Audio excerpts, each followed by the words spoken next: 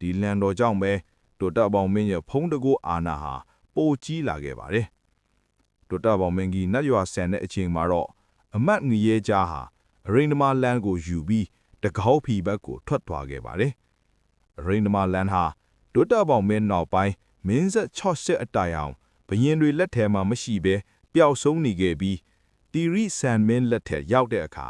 တကောင်းကိုစစ်သွားတိုက်ရကနေ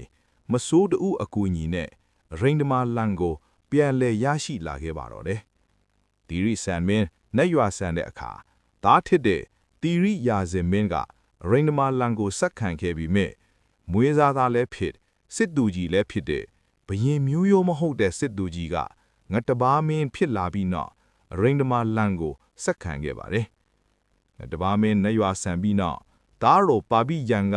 ထီးနန်းဆက်ခံခဲ့ပြီးအရိန္ဒမလန်ကိုရရှိခဲ့ပါတယ်ပါပိယံမင်းလက်ထက်မှာနန်းတော်မီးလောင်ရာကနေအရိန္ဒမလန်လည်းပျောက်ဆုံးခဲ့ပါတော့တယ်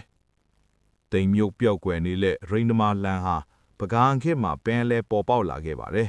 ။ပါပိညံမင်းလက်ထက်မှာပျောက်ဆုံးသွားခဲ့တဲ့ရိန္ဒမလန်ဟာကွမ်စောကြောင်ဖြူမင်းလက်ထက်ပကံဦးခေတ်မှာပြန်လဲပေါ်ပေါက်လာခဲ့ခြင်းဖြစ်ပါတယ်။ပကံမှာမင်းလောင်းပေါ်နေတာကိုတွားရောက်ကြည့်ရှုတဲ့ကွမ်စောလူလင်ကိုအဘိုးအိုရောင်ဆောင်ထားတဲ့တရားမင်းကမြင်းကိုပေးအပ်ရမှာ